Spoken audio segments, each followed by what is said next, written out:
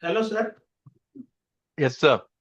I think it is 6 p.m. now as per Indian Standard Time. We should start. Yes.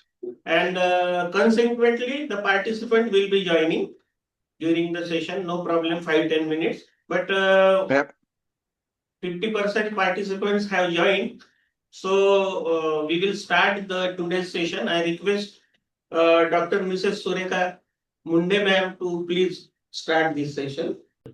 So I request Dr. Sureka Munde to please start this session. Thank you, sir. Thank you so much. Good evening, everyone.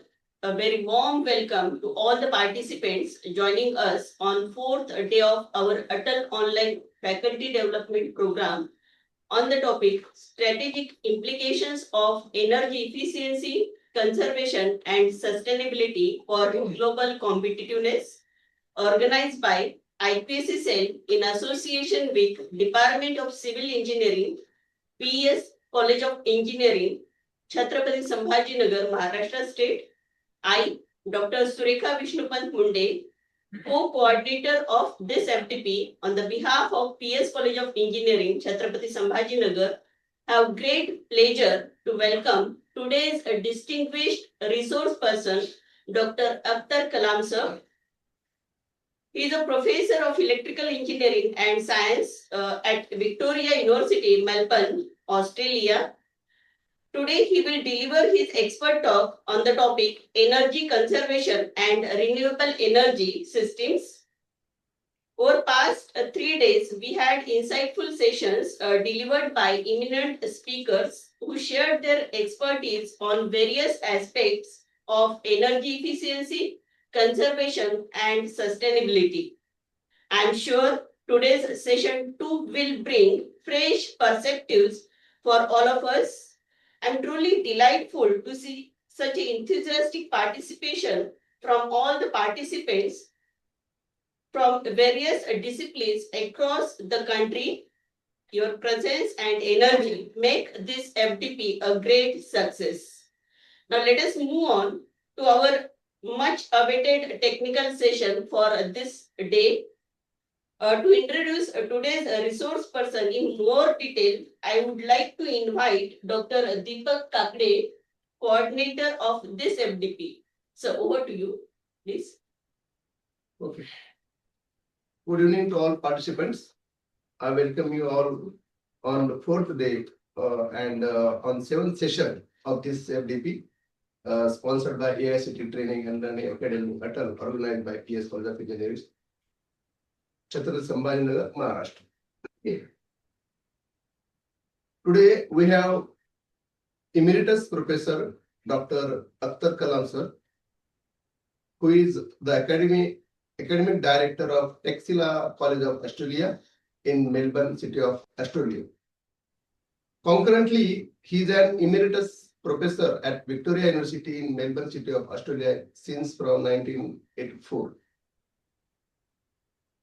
He has vast experience in educational institutions and industries across 4 continents. He has received his BSc and BSc Engineering degree from Calcutta University and Alibag Muslim University, India, respectively. He has been completed his MS and PhD at the University of Oklahoma, USA, and the University of Bath from UK. He has worked with Ingersoll brand and other electrical manufacturers. He has held teaching appointments at the University of Technology, Baghdad in Iraq, and Capricornia Institute of Advanced Education, Rockhampton in Queensland. He has had international and national recognition for his research work. Professor Kalam sir is a former Deputy Dean of the Faculty of Health, Engineering and Science, as well as the Head of Engineering and External Engagement for the College of Engineering and Science. He is also current chair of Academic Board at Texila College of Australia in Melbourne, City of Australia. Additionally, he served as the editor-in-chief of Australian Journal of Electrical and Electronic Engineering. Furthermore, he holds distinguished professorship positions at the University of New South Wales, Sydney in Australia, MRS Punjab Technical University, Bhatinda, India, Crescent University, Chennai in India, VIT Vellore and VIT Chennai in India. He has also held distinguished professorship positions at one Pomina University and 6 Malaysian universities. He is the first to have received the John Maddison Medal from the engineers in Australia in consecutive years 2016, 2019 and 2020. The John Maddison Medal is awarded for the best paper in Australia written by the current member of the engineers in Australia and published in the Australian Journal of Electrical and Electronic Engineering. Further, he received the ACPE CIGRE Outstanding Academic Award in 2021. The award recognized an exceptional Australian academics for their outstanding career-long contribution to industry, teaching, and research in the field of electrical power engineering. Most recently, he has received Lifetime Achievement Award in 2024, was presented by prestigious Australian Committee for Power Engineering to Kalam sir for his outstanding contribution to teaching, research, and professional leadership in the electrical power engineering. He has been actively teaching energy system to undergraduate and postgraduate and providing professional courses to the industry in Australia and overseas. Professor Kalam sir regularly offers continuing professional development and masterclass courses on power system, protection, renewable energy, IEC 61850, cogeneration and gas turbine operations, and PBL in engineering education to practicing engineers. The Energy Supply Association of Australia, IDC Technologies, and Australian Power Institutes. He also run a postgraduate distance education program on power system protection for the ESAA. He has conducted research, provided industrial consultancy, published over 600 publications in his area of expertise, and written more than 29 books. More than 50 higher degree research students have been graduated under his supervision.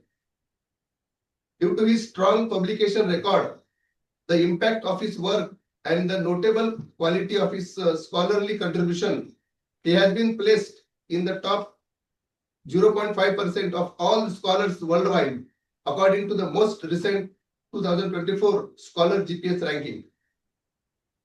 Today, we are very fortunate such an outstanding personality have accepted our invitation for delivering his expert talk in this session of this online FDP. Now I'm kindly requesting to Professor Kalam sir to start his session. First of all, thank you very much, Professor Deepak Kakade. Thank you, sir. Thank you very much for inviting us. I'm really privileged and honored to be invited to this ATAL session. And I've given many of them in the last 5-6 years. But I think I'm going to enjoy this one the most because the topic is very, very wide and very large. I'm going to try to make it short, or else it's very difficult to complete in 1.5 hours. It'll take me 2 days to complete what I've been asked to do. So first of all, those who are delegates who have come and who are listening to this presentation, thank you very much for coming to this one. I also want to give you greetings, not only greetings from Australia, but also the traditional greetings in India, Namaskar. And my topic, as was mentioned by the MC and Dr. Deepak, energy conservation and renewable energy systems. As I mentioned, this is a very large topic, but I'll try and make it very short. Basically, I've divided my whole talk in 4 parts. introduction. I'll give you introduction. I'll talk about what is happening in India too. Then fundamentally, I'll jump to energy conservation. I'll spend half the time in energy conservation and half the time in renewable energy systems. I'll also give you 3 case studies. The 3 case studies was in Germany, the other is in Bangladesh, and the third is in Australia. I'll give you 3 case studies and I'll show you how all these things are being done and what are the process involved so that you can understand and implement it in India if you want to. And then there's a conclusion. Now, basically, what is energy conservation? And normally, whenever we hear about an energy conservation, people confuse it with energy efficiency. It's 2 distinctly different things. My explanation of energy conservation is that you are using less. As I was saying, energy conservation means using less energy by eliminating waste. So there is a link between conservation, cost savings, and carbon emission. In particular, we want the carbon emission to be low. Let me start something by saying what was said by Jimmy Carter, who was the President of the United States in 1977. He said, the cornerstone of our policy is to reduce the demand through conservation. Conservation is the quickest, cost-effective, and practical source of energy. Conservation is the only way we can afford a barrel of oil for a few dollars. It costs $13 to waste it. This was delivered in 1977 and still valid. So now, what is energy conservation? This is basically the practice of decreasing the quantity of the energy used for the same quality and quantity of output. And you can do that by efficient use, in which case your energy use is decreased, and in the same token, you're getting the same outcome. That means it's going to cost less. Also, you are going to prevent the misuse of energy. Now, a bit about India. I believe electricity demand in India is definitely going to grow. According to the IEA, the forecast is that there is an annual average growth of 6.23% between 2025 and 2027. Those who were of my era, we always knew that the growth rate is around 7%. So India is right on target. It's going to double every 7 years. So you can see that this is because there's a lot of economic expansion. And on the top of that, in India, you have now become used to using air conditioning.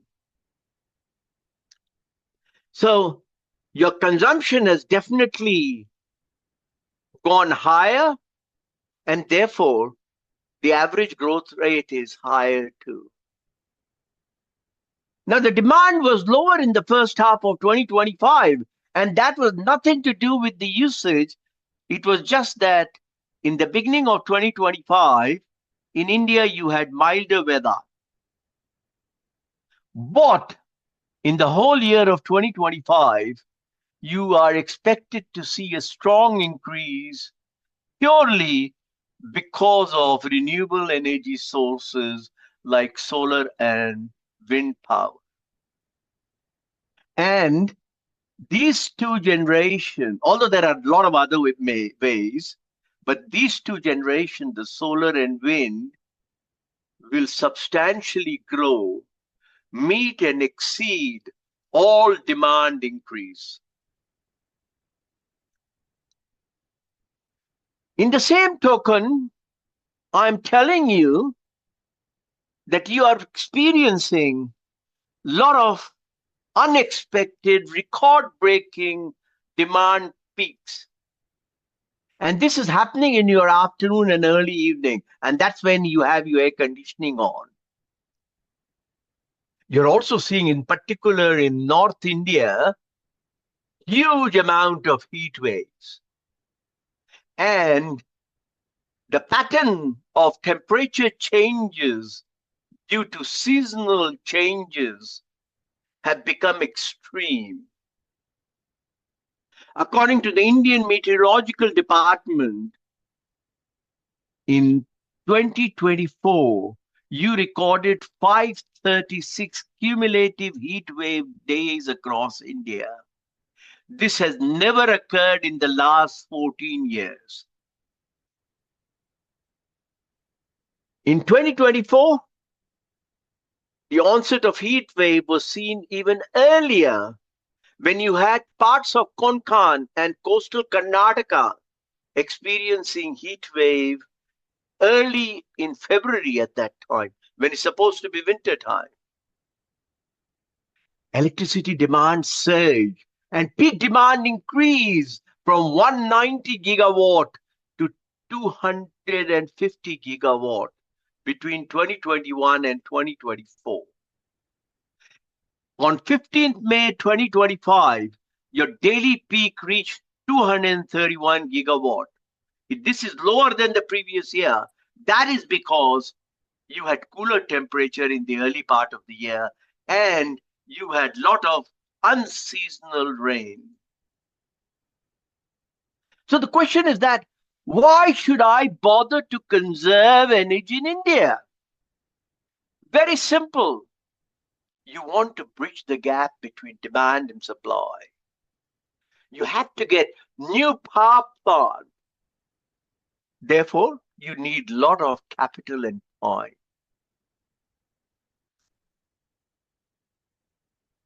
Either you do that. If you don't want to do that, a cheaper version is to go for energy conservation. So you can reduce your power demand and prevent the need of additional generating capacity by conservation. And you know that we are all talking about sustainability. You need to save your resources for future generation. And the only way to do that is using energy conservation. And the most important thing which you might like to hear, your electricity bill will also go down, which will make many consumers happy.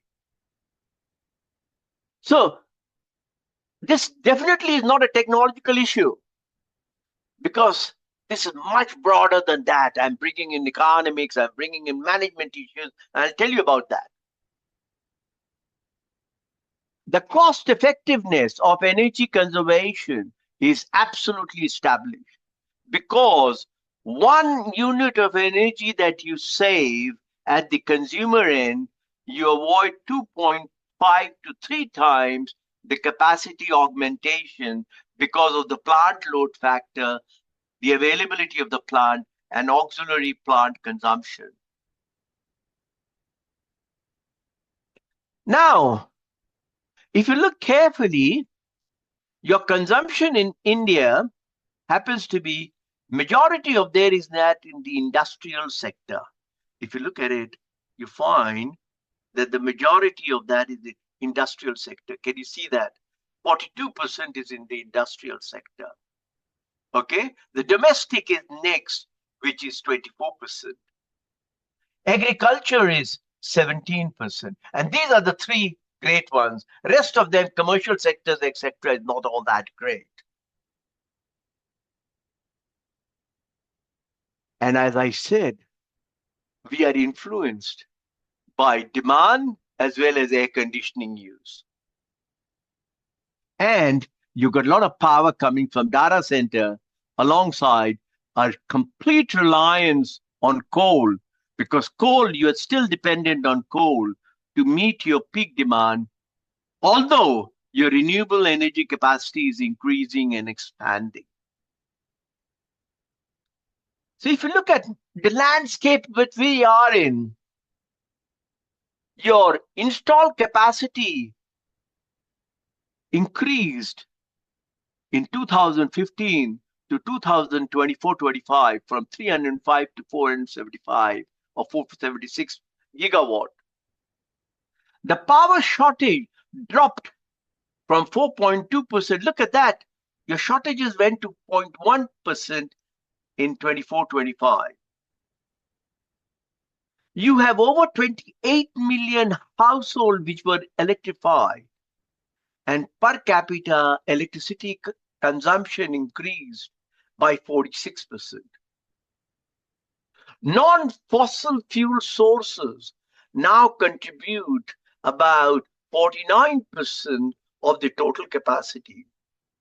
Out of that 49%, 227 gigawatt comes from renewable and 9 gigawatt comes from nuclear. I must admit, and I don't want to tell you this, but you are still dependent on thermal. Your excessive demand, whenever it is there, you go back to the thermal power station, and that's still the dominant source because you get 240 gigawatt, which is more than 50% of the installed capacity, which is coming from the thermal power plant. So you've seen the overall scenario of the energy landscape in India. Why is it important to have energy conversion? Very simple, my friend. I want to reduce the energy cost. I want to conserve natural resources. I want to decrease greenhouse gas emission. All the things that is pleasing to the United Nations Development Project and SG6. What is the benefit? Okay, you have got all sorts of benefit. Cost has gone down. Resources, you're spending less. If there's less greenhouse gas emission, you're making a lot of sense. Now I go to that management part. When you're looking at the energy conservation program, look at this, my friends. First of all, you have to make sure that you have got the building structure for doing training and capacity building. That means you need knowledge base. You need key energy consuming areas, and you need output. Therefore, you have to have change management where there is situational analysis, look at the behavior, and look at how you can combat climate change. So all that thing, the ECM, which is energy conservation measures, has both the training and capacity building and change management. And therefore, you can then do your auditing properly. The whole team that you can think of, and I've thought about this, that you've got someone like a permanent secretary or something like that sitting in Delhi or wherever it is, right? You've got all your people like the procurement officer, senior admin officer, you've got office attendant, influential officers, and the security people. So, the responsibility of the team is what I call prem. Prem means love. Prem is for promoting. R is for recognizing. E is for education. M is for motivation. Prem, remember that prem. So prem is basically when you promote success in the energy conservation and you highlight victory by eliminating the wastage. You recognize, and when you recognize, you have to give reward, my friends, because this is the only thing which will energize and sustain your energy conservation program. Without education, you can't do anything.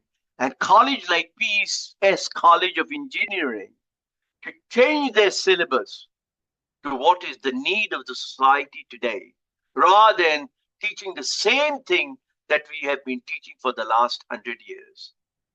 So you have to educate, sensitize, and build the capacity of all staff members on energy savings and energy conservation management.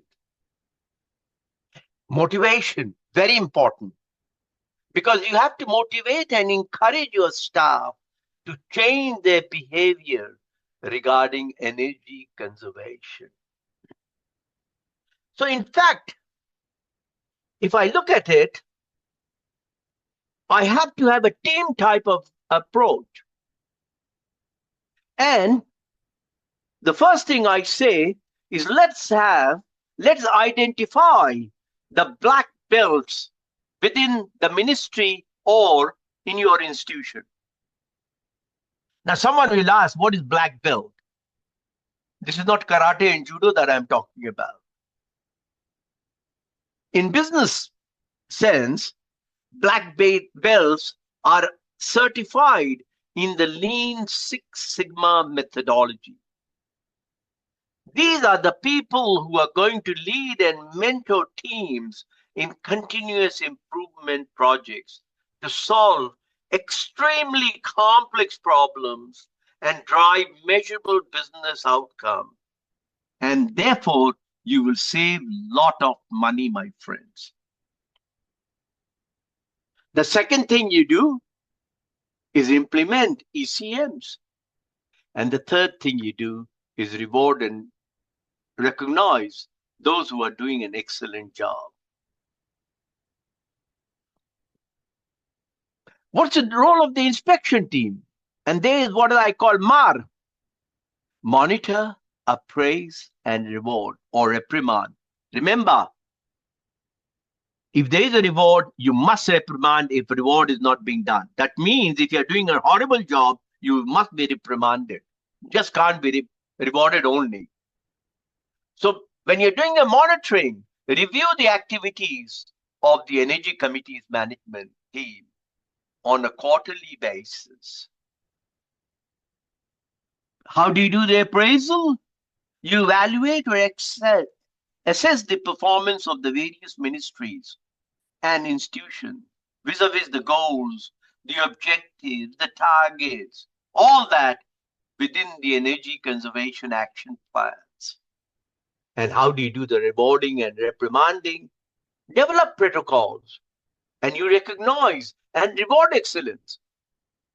But those who are not producing, reprimand them, because they are not compliant, they are insensitive, and they do not want to make changes. Then accounting. Okay, remember, my friends, we all are living in the world of dollars or rupees, and therefore you have to make sure that you earn money. It doesn't make sense if you've got billions of dollars, billions of rupees invested in your electricity supply company if there's nothing coming. So have to have proper auditing done, where you have documents, inflows and outflows, look at the no cost, low cost, ECOs, ECMs, look at that and identify all the wastage. So let us see, how do we do with the saving? The first thing you do, turn off lights. Very simple. Turn off the AC. Turn off the equipment when not in use, or where energy is wasted or unoccupied. In our place here, everywhere there is sensor. If there is no one, the light automatically goes off. This AC goes off.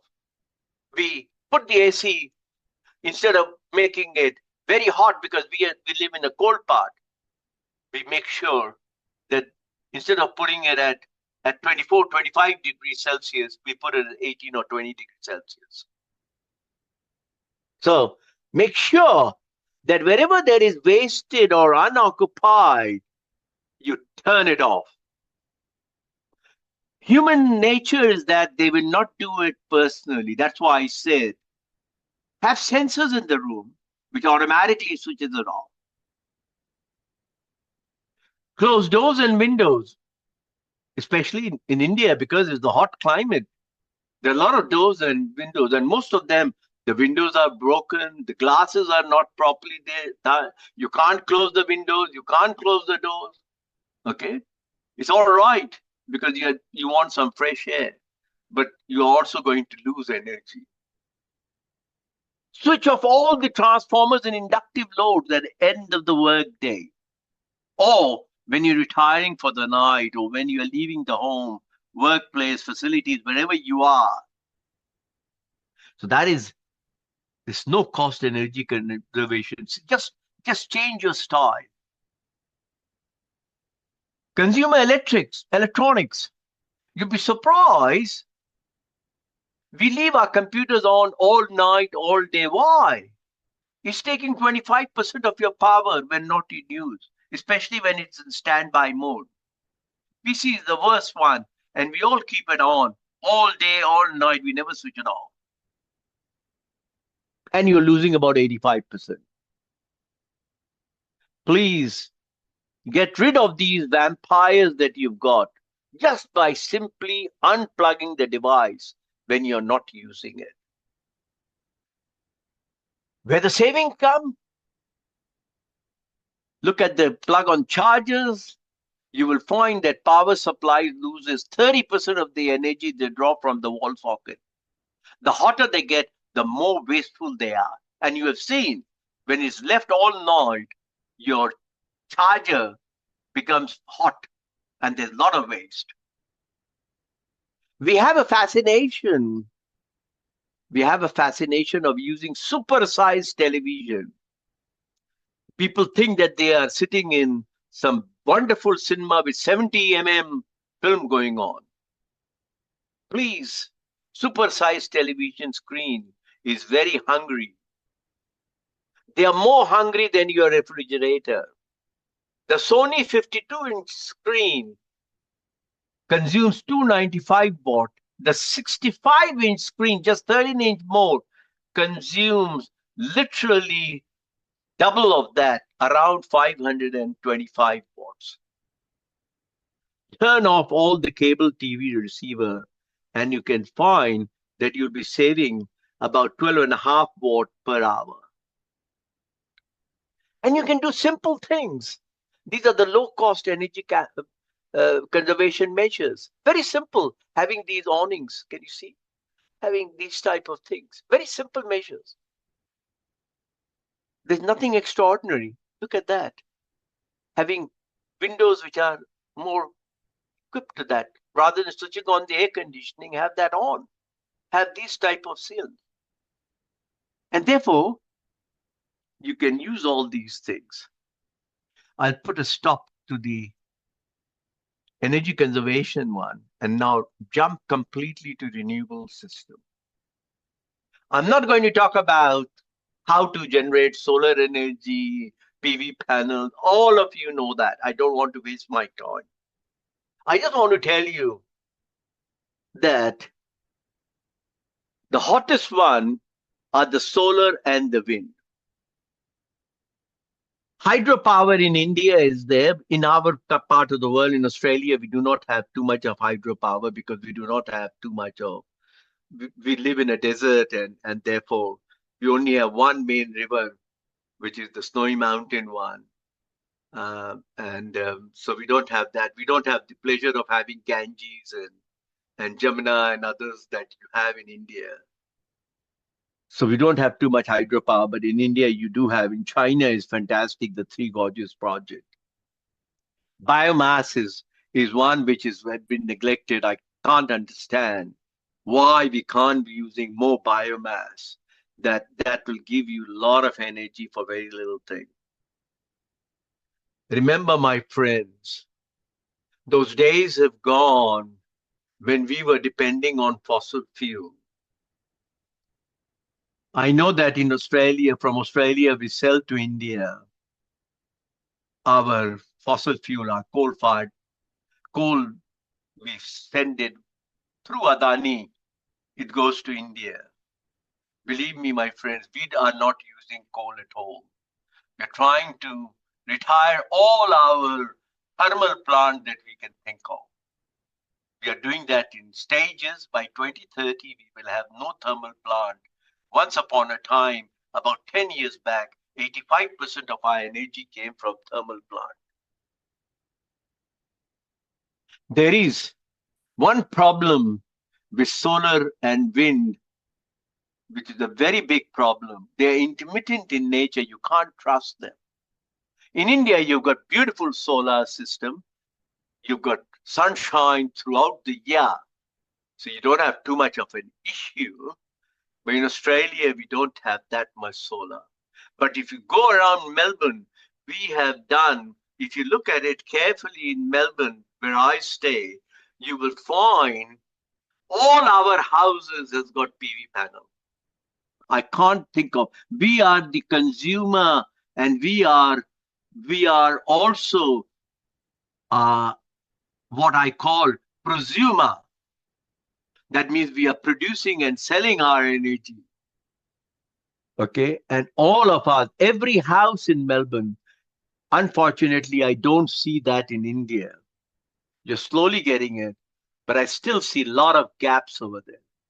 The whole of the country should be getting just solar energy, and wind should be in those areas like in South India. Most of your wind turbine, when you're traveling on the west coast of South India, you find they do not work. And I'll show you in our place, everything is working. No point in having all these wonderful turbines if you're not utilizing it. As I mentioned, you've got beautiful hydro power. You're not utilizing your biomass. There are advantages and disadvantages of everything. One of the advantages that I can think of in renewable energy is that it is clean and sustainable. You do not have carbon pollution. So that is definitely a great advantage, my friend. Therefore, as the world is saying that we should not be using fossil fuel because our climate change is occurring, our temperature has gone above 2 degrees Celsius. It should be less than 1.5. And that is happening because of fossil fuel consumption that we as engineers are doing.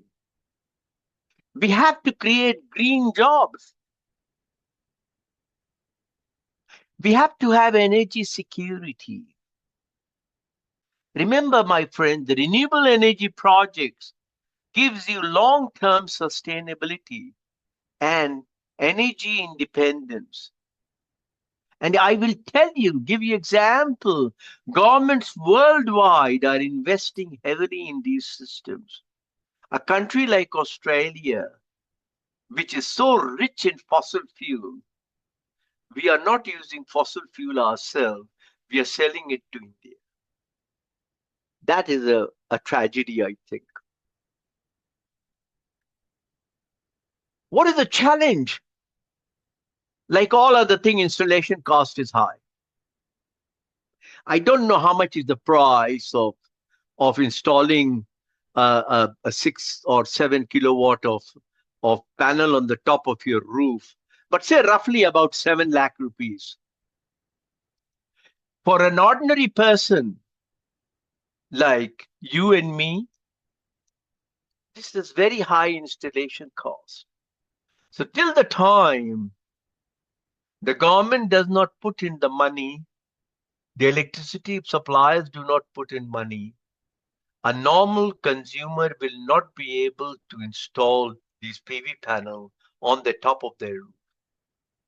I remember in the good old days when Jayalalitha was there in Tamil Nadu, she was the first one I saw who agreed to put 30% on putting your PV panel in any houses in Tamil Nadu. One of the things is intermittent supply. This is definitely an issue, as I told you. It's very moody. When the wind is there, the wind turbine will work. When the sun is there, the sun. You have got a lot of sun all throughout the year, but we have hardly any sun. We only have 3-4 hours of sun. So we need to have technological advancement. And one of the biggest barriers that I see is policy and regulatory barriers. And that is because of our bureaucrats who do not understand and appreciate the issues that is there. And therefore, I want to give you quickly jump to 3 cases I want to talk about. And the first case I want to use is Germany's one, which is Energiewende, which is basically energy transition. Bangladesh, which has got solar home system, and Australia, when we have done integration of wind and solar. I will give you 3 independent from 3 different parts of the world. I'm going to showcase a real world application of Germany, of Bangladesh, of Australia, how successfully they have implemented renewable energy and conservation policies. And that is what I want to show you today. Now, I don't know whether you know this or not. In Germany, Germany is a landlocked country. It's blocked by everywhere from everywhere. There's no river, there is no port, there's nothing. It's landlocked country. So there was only one option they had. And in the olden days, about 10 to 15 years back, they were purely a nuclear country. But the last chancellor who was there,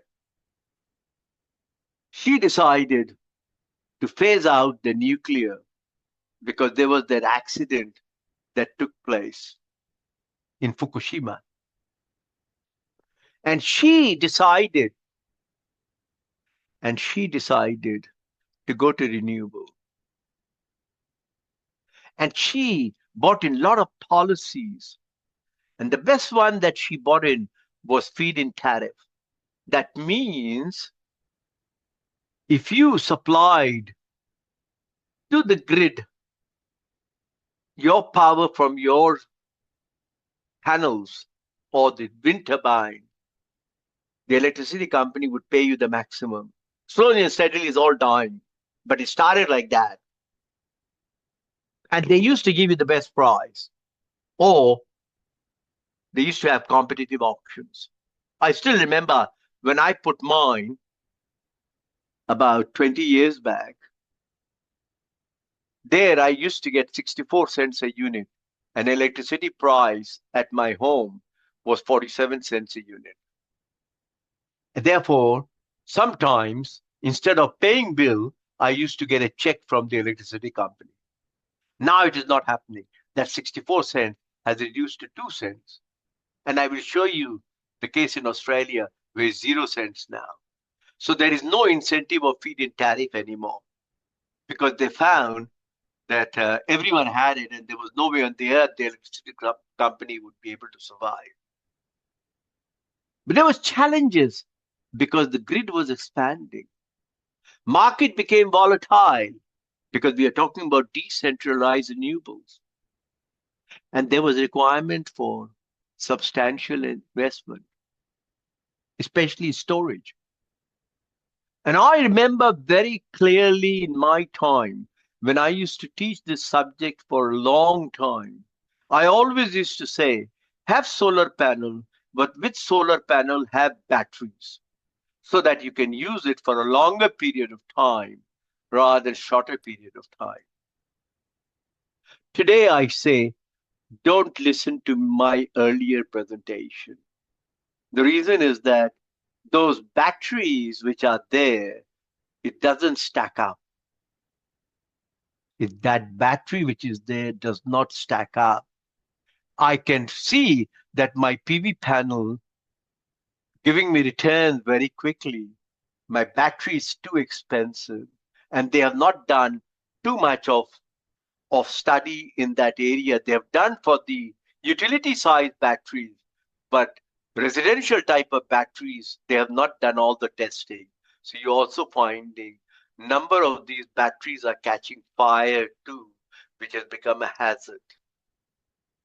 So this German energy Wendy stimulated innovation in renewable energy technology. And they made a societal shift for energy efficiency. But remember, all these things came with cost. And the cost actually increased the prices and also increased the gas prices.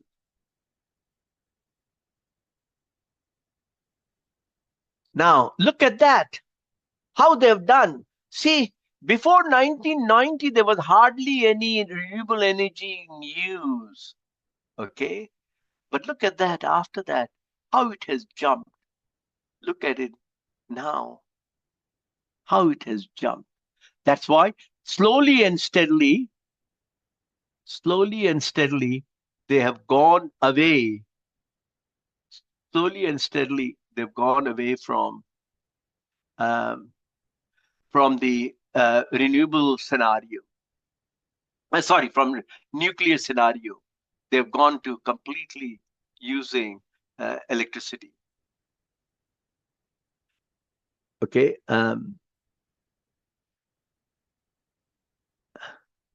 Then what happened? Look at how they did it. If you look carefully, they have got all these environmental studies going on, and they put all these, instead of having nuclear plant, they have all these huge wind turbine going up to capacity of about 7 to 10 megawatts, each of them are producing. They also went, even in their field, they put in all these solar panel and wind generation. So let's see what the success and positive impact it had. First thing was, it was policy driven. They created a market. You can't get it. You can't get it in the silver platter. They gave price guarantee, feed-in tariff. They guaranteed that we'll give you money if you sell it to the grid. They produced a competitive market for renewable energy, and participation increased. Everyone became a prosumer. You're not only consuming, but you're also producing energy and you're selling it. So you yourself became a distributor of energy. They brought in a lot of innovation. They got rid of the nuclear plant and invested in renewable technology.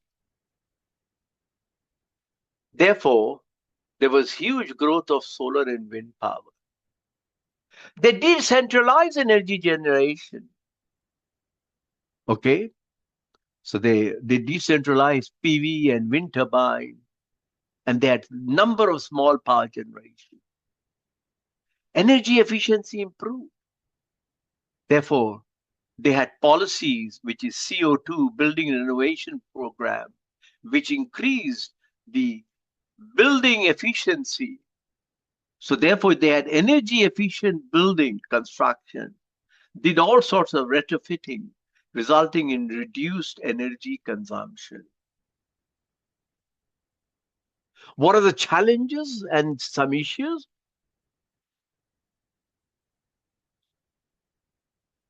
They have all these advantages in renewable, but like India, fossil fuels is also used in Germany using oil and natural gas.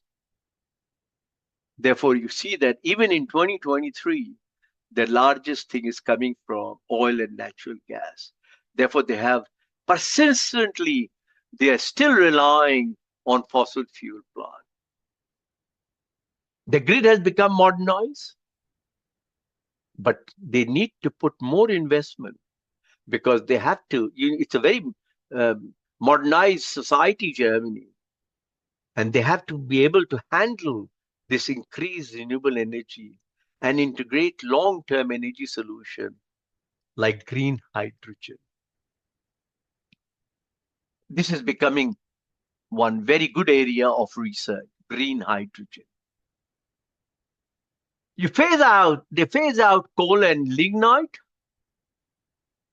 Although there is Coal Commission in Germany, which has developed plan and managing the shutdown of coal and lignite-based power plant. And the associated economic and social impacts remain a significant challenge. The cost of energy is very high. This company, Energy Wendy, has been associated with high energy prices, and shifting to renewable energy requires significant financial investment so that they can ensure that they are affordable and they can prevent economic impacts on industry. Policy evolution is happening daily. They've got decentralized growth. So they are slowly moving from feed-in tariff to competitive auction. As I told you, in Australia, we are getting out of feed-in tariffs ourselves. So therefore, this has led to deceleration in the annual growth rate of renewable energy. And therefore, the complex trade-off inherent in policy design has been underscored. Now I go to Bangladesh. Bangladesh, all of us know, especially in India, they are our closest neighbor. But they have done a very smart solar home system, SHS. They've used most extensive off-grid renewable energy program, which is providing electricity to millions of rural households, increasing food and non-food expenditure. And all the consumption of kerosene has reduced dramatically, and they have given growth in employment opportunities. You will find in Bangladesh, the female have become very active, and they are the main breadwinner because of the microfinance available to them. But as they are a poor country, there are loan defaults, there's decline in installation, especially when there's subsidy cuts, and introduction of competing free system, which has had a dramatic drop in the installation by 2018. So the broad that I could see from their impact, they have provided electricity to more than 4 million homes in that 15 years between 2003 and 2018. And this has impacted approximately 20 million people, which is 14% of their population. The benefit of the solar home system has increased per capita food and non-food expenditure. This is allowing for productive activities and saving consumers for relying on expensive kerosene. It has created jobs. Significant local employment has come, especially as I told you. The Grameen Bank of theirs is giving so much loan to females. Females, as I told you, have become the main breadwinner in the country. The local industry has grown. That's why you find they're competing in all the TCF industry, which is textile, clothing, putting. They are giving India a very big challenge. The environment has improved dramatically because if they are not using kerosene lamp, the carbon emission has reduced dramatically. The social impact, because now they have got reliable telecommunication. They have got entertainment for the families. They have improved the ability to operate rural business and religious facilities. So you can see that they have got this, some of the factors are there where they're getting success and sustainability. One such factor that I can think of, one such factor is output-based aid. Because the poorer households are now affordable, and this is supported by longer-term consumer credit.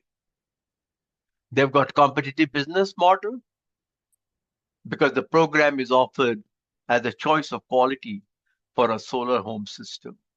And this has become very competitive. This microcredit scheme, as I told you, the Grameen Bank has enhanced their market potentiality, and that has improved their rural household. So, what is the challenges and decline? Subsidy has reduced. That means customer default has been cut down and loan payments have been good. Now, this is a government-sponsored program. There is a free solar system. Therefore, it has eroded the program's customer base, leading to decline in installation. Everyone is looking for a freebie. What are the lessons learned? That you are financially, they are viable now because they're using this income generated beyond the basic lights, etc. Market is very responsive because their income is much higher now than what it was before, and they're using it for integrated approach. That means they are looking at impacts, drivers, and barriers so that they can have a sustainable national program. This is their program. This IDCOL is basically the infrastructure development company which started in 2003. And they had this government of Bangladesh and all these partners which are there. All the POs is partner organization. And this is how they implemented that. Very successful model. Very successful model. Okay. Then you can see that they have done all the study, especially this is government of Bangladesh, which gives a grant, the multilateral agencies which provide the loan, then the ITCOL, which is the infrastructure development company, they are giving the grants because they want to reduce the cost. See, everyone is giving them grants. Then the participating organization, it tells you who are the partners and the household. And they are repaying it on a monthly basis. So look at that. Although its depth is there, but that depth is being covered very nicely. Look at the type of household. See, they've got a solar panel on the top of the roof, very small, but see, now the children can study. That's why Bangladeshi children are doing very well. By study-wise, they're doing much better than many of the countries which is their neighbors. In Australia, we're getting some of the best Bangladeshi students who are coming to this country. Look at that. Even in very poor household, you've got solar panel. Can you see that? See the thatched house, which we call dhaba type, Look at that. They are using television because they've got all these solar panel on the top of the roof. Now I go to Australia. And I'm going to talk about a few of the cases. One is in South Australia, which is Hornsdale Power Reserve. That gives you grid stability and battery storage. The bushfire plant, which is a standalone system.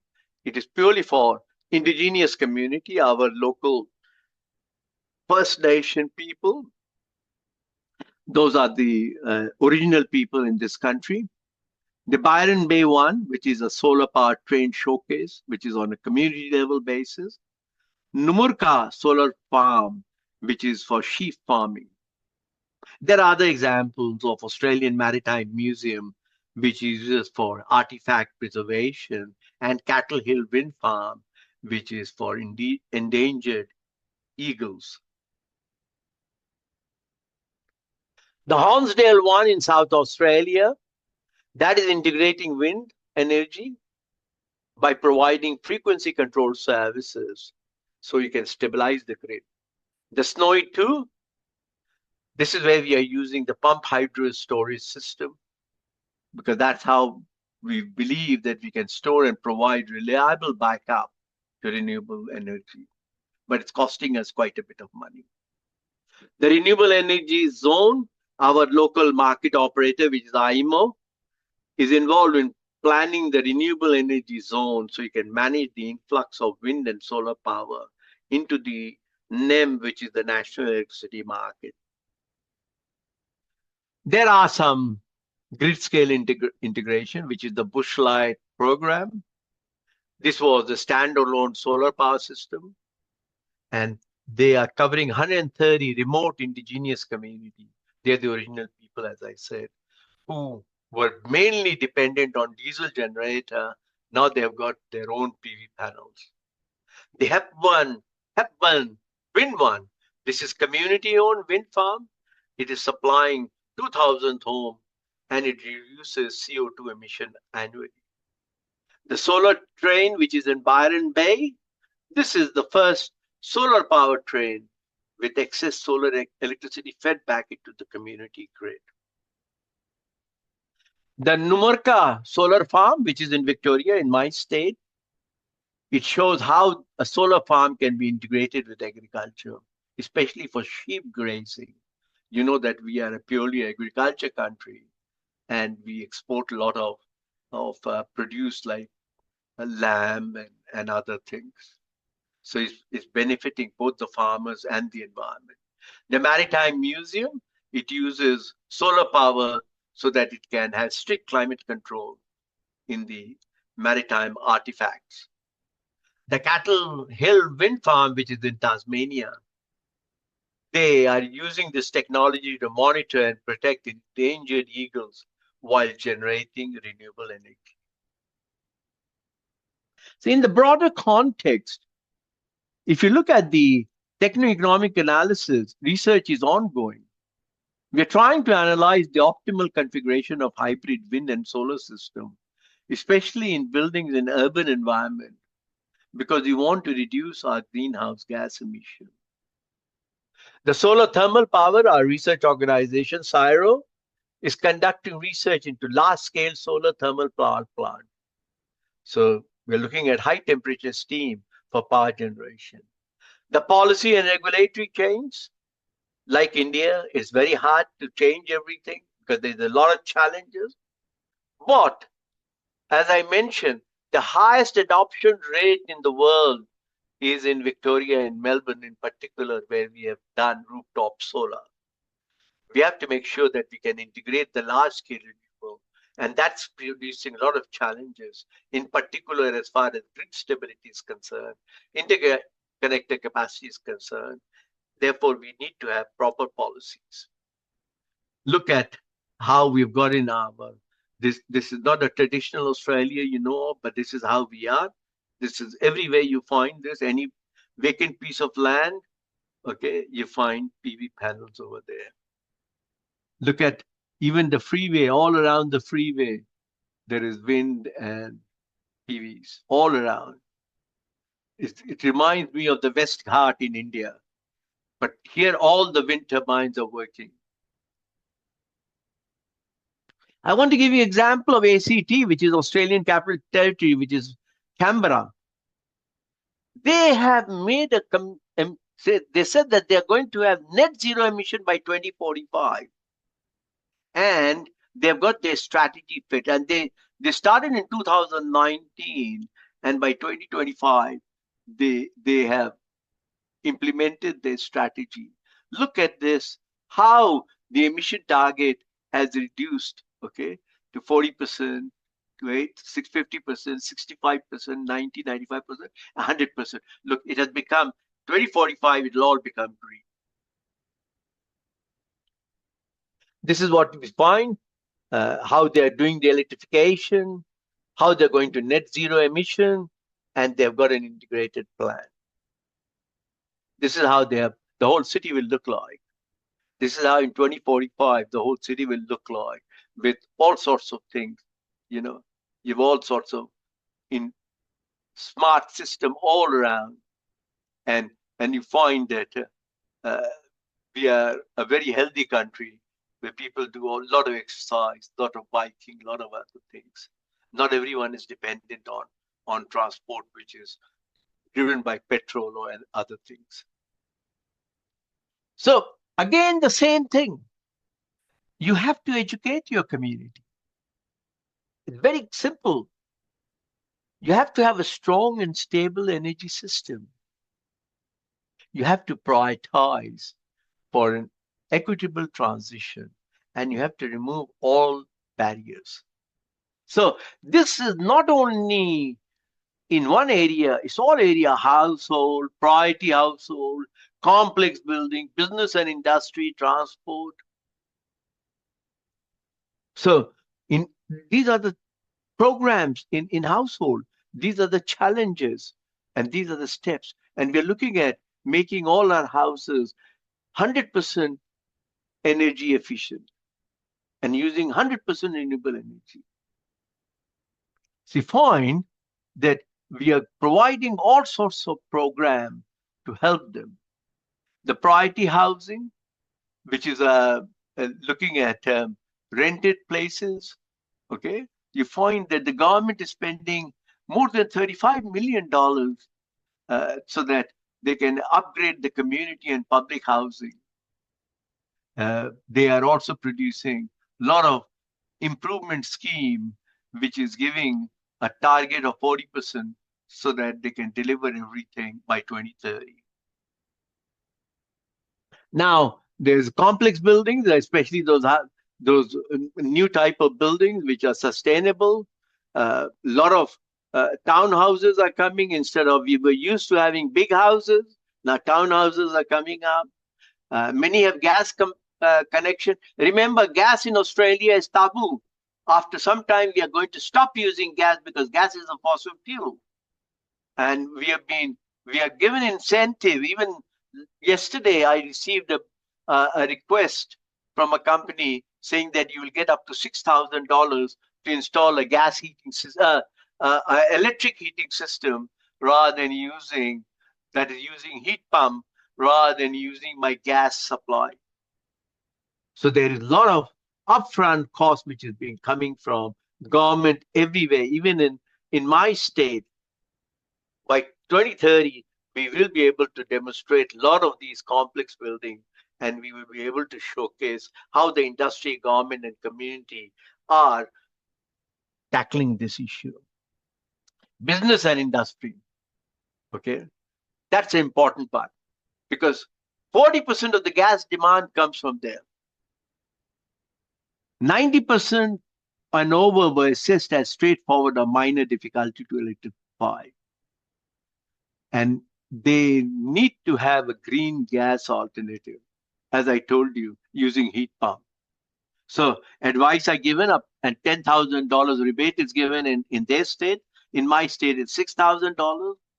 Some of them are giving 50% cost. And you have to work properly because we are now looking at green gas. Transport also, they're looking at zero electric vehicle. That means zero emission. And most of our cars, we will get rid of all our petrol and diesel cars. There'll be financial incentive. And we'll be developing a public charging network. And there will be a rebate of about $3,000. But in order to transition, you must have a skilled and workforce. You have to ensure that you're going for 100% renewable energy. You have to have fit for purpose network, and you have to manage your gas. So in order to do all that, my friend, you need to have a skilled workforce. If you don't have that, it's very hard. That's where PES comes in, PES College of Engineering, and you have to teach in that manner so that you can target and subsidize those ones who are really serious in coming in bed with you. They are looking at 100% renewable. As I told you, most of the ACT electricity will come from them, and the renewable electricity is legislated, so 100% renewable will be there from 2020 onward. ACT achieves its 100% renewable target through the large-scale feed-in tariff. So they will accommodate a growing population. It's a small place, but they want to have smart meters. They want to have, national reform. They want to have future battery projects, etc. But their biggest problem is they want to get rid of the gas, and they want to decommission the gas network. They have to have an efficient, safe, and lowest cost gas services. At the moment, gas prices are very high because the government does not want you to use gas. What are the challenges? There's a lot of challenges, my friend.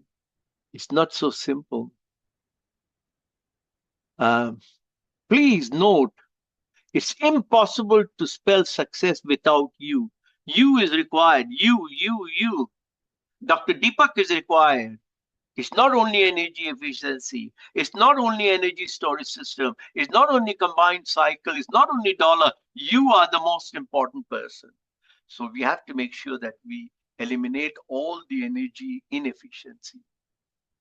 You need to have special workshop so that you can educate, build awareness and capacity. So you have to do that. You have to have in your hardware store and in department stores and other places, you have to have energy efficient products.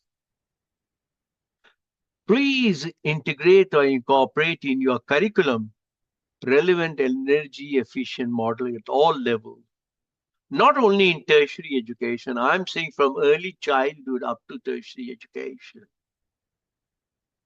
Please improve your energy efficiency. Not only that it reduces CO2 emission, but there'll be a lot of savings.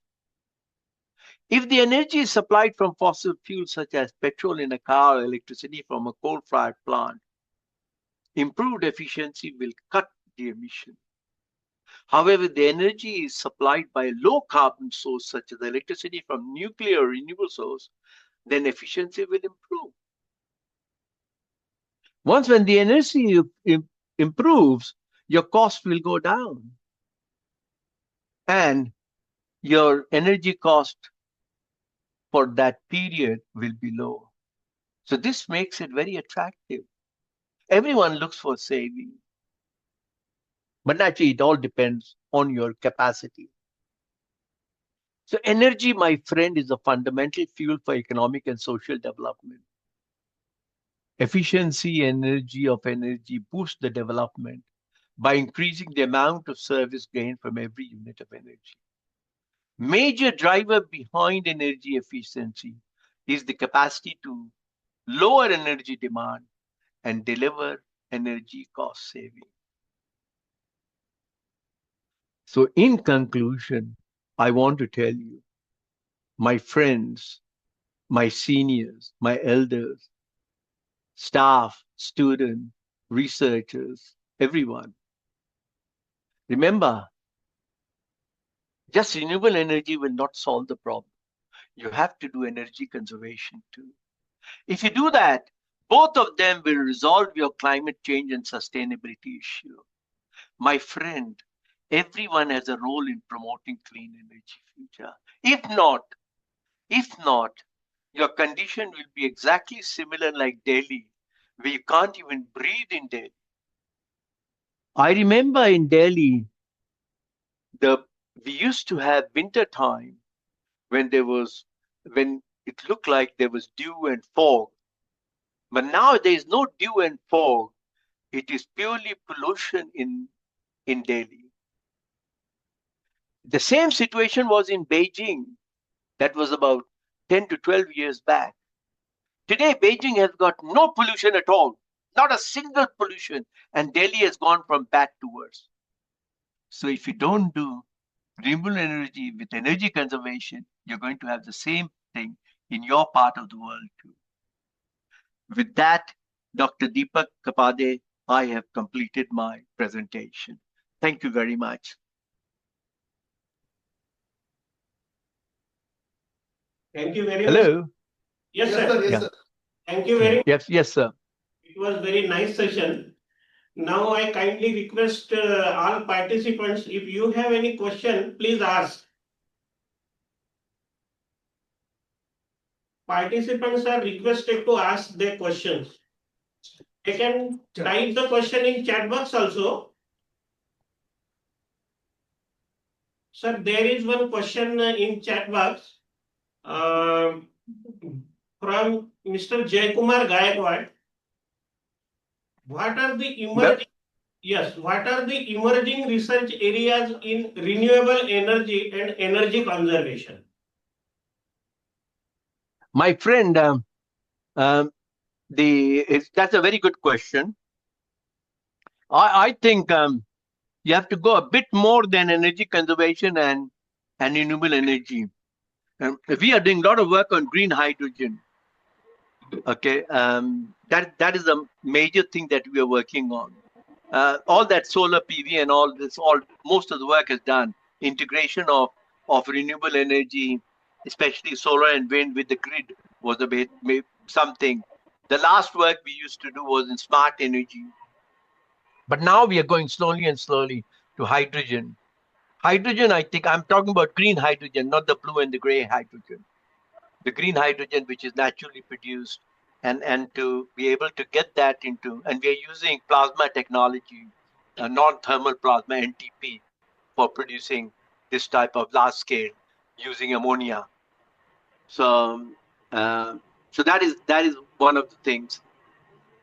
What is the major challenges in integrating renewable energy into national grid? Stability. Stability is a very big challenge. And one way of combating it is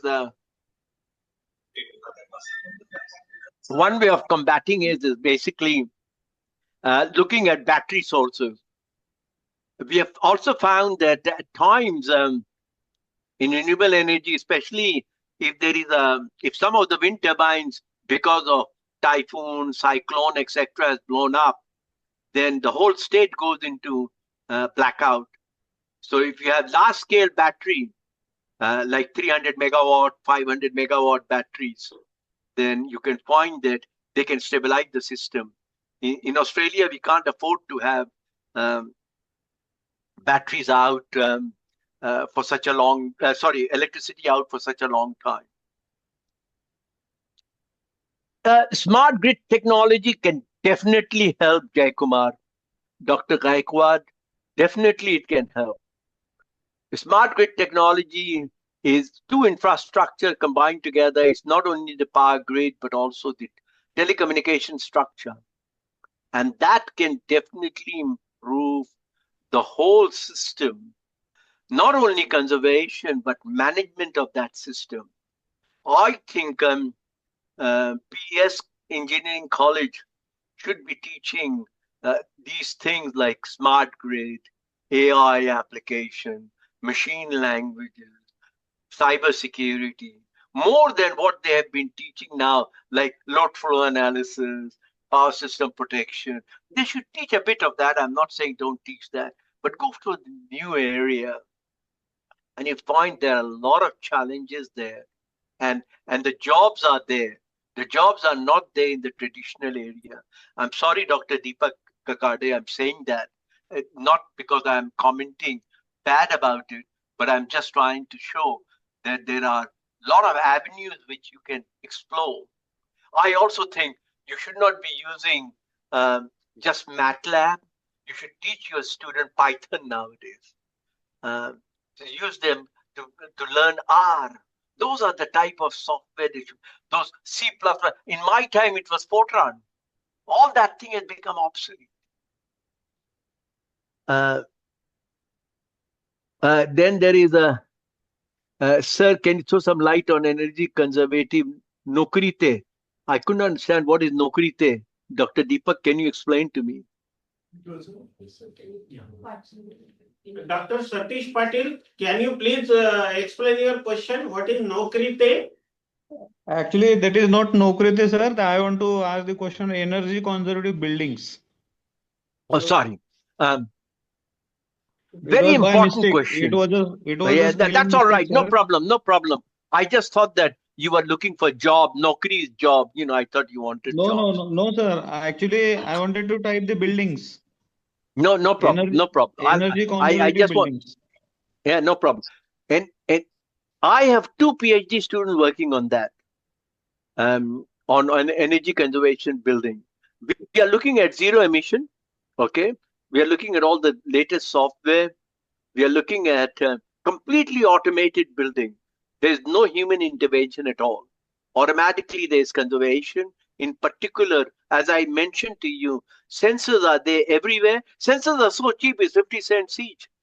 You can have sensors in your room and then, it automatically works. You don't have, if you are dependent on an individual human being to go and switch off the supply, they were not going to do it.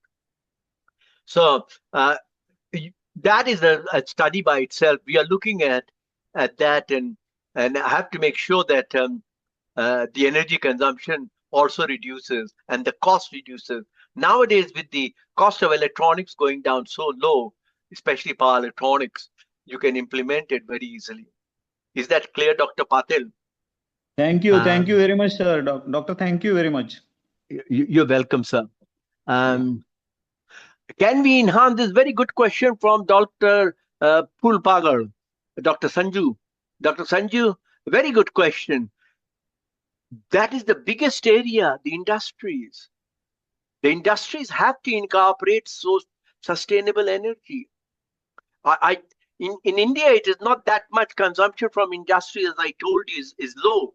But the way industrialization is going on and all the programs that your prime minister is talking about, that you're going to compete against China and other countries. And I'm not talking politics at all. I don't want to talk about politics, but I want to tell you all that will require a lot of energy. And if that energy is going to produce carbon emission, on one side you're going to earn money, and on the other side you're going to kill your people. As such, your lifespan is between 58 to 65. I want all of you to be living above 100 years of age. And your industry is going to produce the greatest pollution. Yes, definitely sustainable energy for industry is one of the most important things, Dr. Sanju. Then Avinash Narwade has asked, role of AI. Look, my friend, AI is everywhere. Artificial. Those who tell you that do not use AI, they are living in a different planet. AI is everywhere, whether you like it or not. You have to use AI in order to survive. I can tell you about a hospital in China. It is called, in Shanghai, they have built a hospital, a 10,000 bed hospital. You enter the hospital, you will not have a single human being. You enter that hospital, the robots or dalbots are there who take you to the hospital, take all your things, then you go around the hospital, they take you to where if you are going to have, you go to the triage where the nurses are. The nurses are not human beings also. Again, robots or dalbots are there. They see you, then they give it to you, the specialist doctor. That is also a robot, not a single human being. And then they take you to the operation theater. You go to the operation theater, then they take you to the bed where you're supposed to be on the IC unit and all, and you come out. Not a single human being. That is what I call AI application, my friend. So yes, please teach AI. And the role of AI in energy conservation, and unfortunately the government is not ready to accept it. They also think it is cheating. It is not cheating. As a matter of fact, it enhances the quality of the work. Remember, AI can also make mistakes, so make sure that you teach your children that not everything that they get from ChatGPT or deep learning is right. your view on I've already talked about integration like solar and wind. It's not only integration of solar and wind, but solar and wind with the grid. Remember, the main grid has to stay, my friend. The main transmission lines and all will be there. You can't keep on. If you want to do that in Australia, I can only talk about, I know this place very well. If I wanted to change all our lines, make it all high temperature superconductor cable, reduce all the transformers, etc. It'll cost $20 billion. We can't afford to do that. Dr. Sanju is finished. Your view on it, I've already mentioned that. Thank you very much. Human Development Index. I think this is a very important question, HDI. I know HDI depends on the electricity consumption. And I did tell you that your consumption is increasing. In the past, when I was a student in India about 50, 60 years back, I'm talking about, we never had air conditioning, not even in our house. Those who were luxurious type of people, we used to have, I don't know whether you have it in your part of the world or not, we used to have air coolers. They're rubbish, basically. But we used to have air coolers in our place. But now you're all using air conditioners and all, your energy has definitely improved, and therefore your quality of life has improved. The children are getting better facilities. They've got lights, especially in urban cities, the big cities, you've got light. Then there is the energy yojana that the Prime Minister has started of smart energy in 100 villages and all. Those are very good things that will optimize the value of electricity consumption. And the price of electricity consumption, I must admit, is still very high in India. That has to come down. And if that does not come down, the consumption will not be high. Okay. And if you want to have a good HDI, then you have to make sure that you give not only the electricity, but electricity at a price that a customer can pay. As I told you, more and more people will become prosumer. There won't be any more consumer. Then there is, thank you very much, Professor Mayur, for your kind comment. Thank you very much. I think, Dr. Deepak, I have covered everything. Yes, sir. Yes, sir. Thank you very much for such a wonderful session. Thank you very much. Thank you very much for having me. And good morning to you. Now it is morning time in Australia, just for your information. It's 1 o'clock at the moment. Very good morning, sir. Good morning, sir. Surekha is talking about you now. Sir, Thank you. here now in front of you to propose a vote of thanks. Thank you so much, Dr. Kalam sir, for that extremely insightful and thought-provoking session on the topic energy conservation and renewable energy systems in this FDP. Sir, your talk beautifully connected the concepts of energy conservation with the global renewable energy practices, giving a broader vision and a lot to reflect upon. You very well connected it to energy management, team responsibilities which are to promote, recognize, motivate, and educate. Your talk was overall a complete guide for this FDP. As everyone say, energy efficiency is all about doing more with less time. Today, I truly say that Dr. Kalam sir have proved it by giving more information, more knowledge in less time. I sincerely thank you for sparing your valuable time and sharing your knowledge with us today. A heartfelt thanks to all the participants for your active engagement and thoughtful questions that made the discussion overall interactive. On behalf of BS College of Engineering, Chhatrapati Sambhajinagar, Maharashtra State, and Dr. Deepak Kani, we ensure we take part in promoting clean energy. Thank you so much, sir. Thank you very much, and namaskar to all of you. Very nice to see Dr. Ambedkar's photograph over there. So, Jai Samvidhan. Yes, Jai Samvidhan, sir. Have a great day, sir. Thank you very much. And a good morning to all of you. Bye-bye. Good morning to you Very all. good morning, sir.